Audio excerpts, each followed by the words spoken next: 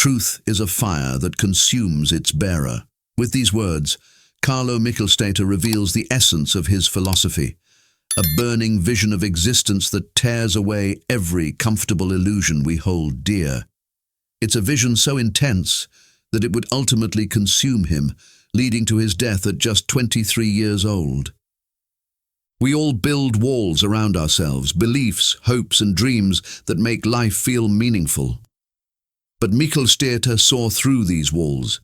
He believed we were all running away from an unbearable truth, that our search for happiness and meaning is what makes us miserable. Think about it. How much of your life is spent chasing after things you're told will make you happy? A better job, more money, recognition, love.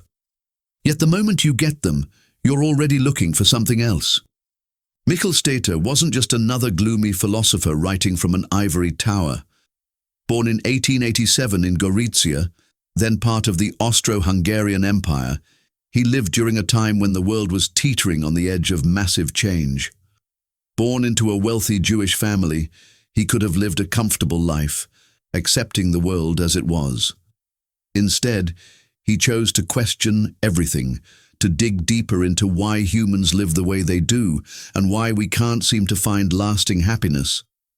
His journey would take him through the darkest corners of human existence, ultimately leading him to conclusions that would shake the foundations of how we think about life itself. Let me tell you the story of a young man who dared to look straight into the abyss of existence, and what he found there changed him forever. This is the tale of Carlo Michelstaedter, the philosopher who believed that the truth about life was too heavy for most people to bear, and proved it with his own tragic end. In the quiet corners of his father's library in Gorizia, young Carlo spent countless hours wrestling with ancient Greek texts and modern philosophy. But this wasn't just academic curiosity. For Carlo, philosophy was a matter of life and death. As he dove deeper into his studies at the University of Florence, a terrifying realization began to take shape. Our entire way of living might be built on a fundamental lie. Picture yourself walking on a treadmill. No matter how fast you run, you never actually get anywhere. This was how Michelstaedter saw modern life. We chase success, love, knowledge, and happiness, thinking each achievement will finally make us complete. But with each step forward, our satisfaction slips away, leaving us hungry for more. The more we pursue happiness, he wrote, the more it escapes us, like a dog chasing its own tail. His masterwork, Persuasion and Rhetoric, written as his doctoral thesis, wasn't just another academic paper. It was a desperate attempt to expose what he saw as the grand deception of human existence. We live in what he called a state of rhetoric, a false way of living where we convince ourselves that our goals and achievements matter.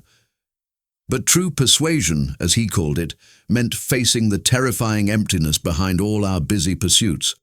While other students were planning their careers and dreaming of future success, Michelstaedter was reaching a devastating conclusion. The more successful we become in society's terms, the further we drift from any real meaning or authenticity. His professors expected a standard philosophical thesis. Instead, he was preparing to hand them dynamite, a text that would expose the comfortable lies we tell ourselves just to get through each day. As Michelstaedter's vision crystallized, so did his growing sense of isolation. His philosophical insights weren't just ideas on paper, they began to consume every aspect of his life.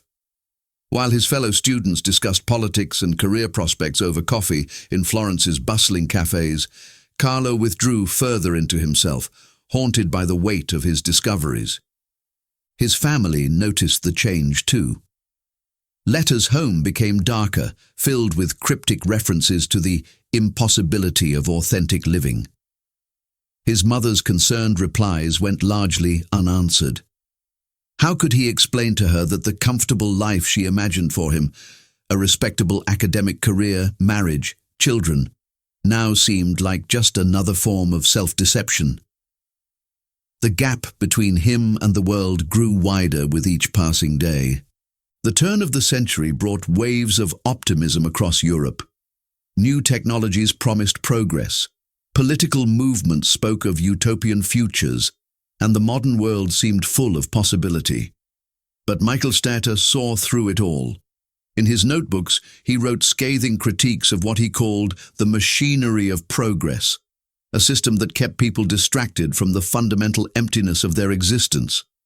Each new invention, each social reform was just another layer of illusion, another way to avoid facing the truth. His personal relationships suffered too. A passionate love affair with his cousin Nadia ended in heartbreak, not because they didn't care for each other, but because Carlo had become incapable of accepting any form of conventional happiness. To truly love, he wrote, is to love without hope, without purpose, without future. Even this most basic human connection had to be sacrificed on the altar of his relentless search for truth. Yet despite his growing alienation, or perhaps because of it, Michelstaedter's writing reached new heights of clarity and power. His words burned with an almost prophetic intensity, as if he was trying to shake his readers awake from a collective dream. But the question remained: how long could one person bear the weight of such uncompromising vision? In the final days of completing his thesis, Michelstaedter's inner turmoil reached its breaking point.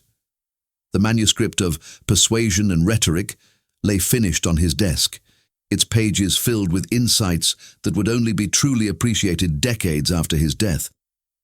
But for Carlo, the completion of his work didn't bring relief. It only confirmed the impossible corner he had thought himself into.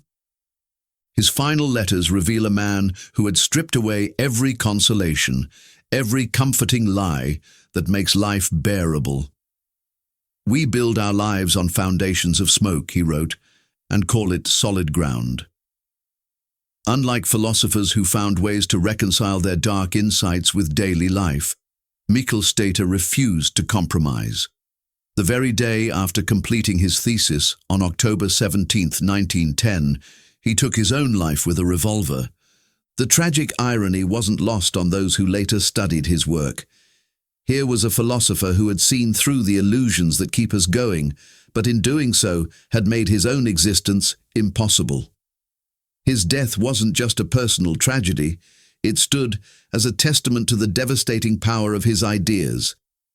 As one critic later wrote, Michelstaedter didn't just think his philosophy, he lived it to its final, logical conclusion. Today, more than a century later, his words feel eerily relevant. In an age of social media, endless consumption, and constant distraction, his critique of how we avoid facing the emptiness in our lives cuts deeper than ever. His writings ask us uncomfortable questions. Are we truly living or just going through the motions? Are our pursuits meaningful or are they just elaborate ways to keep ourselves distracted? Michelstaedter's legacy isn't just his philosophical insights. It's the challenge he leaves us. Can we look as deeply as he did into the nature of existence without being consumed by what we find there? Perhaps the true value of his tragic journey isn't in its conclusion, but in the mirror it holds up to our own lives, asking us how much truth we're really willing to face.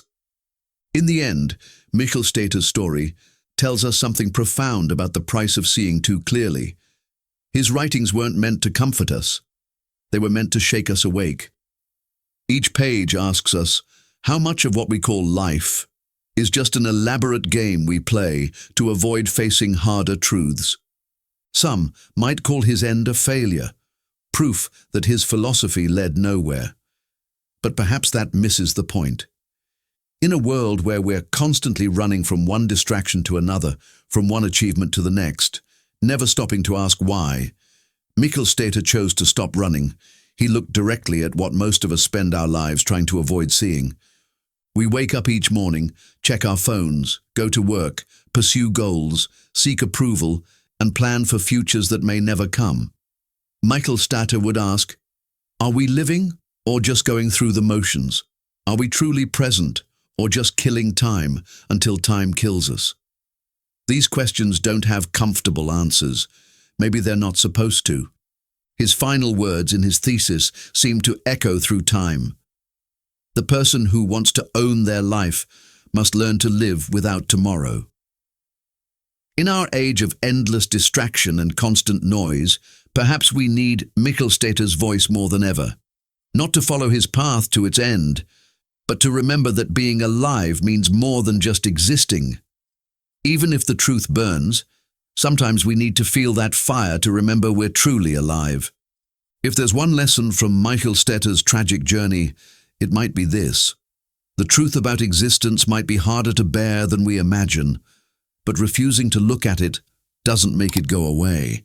It just ensures we spend our lives running from shadows we never truly understand.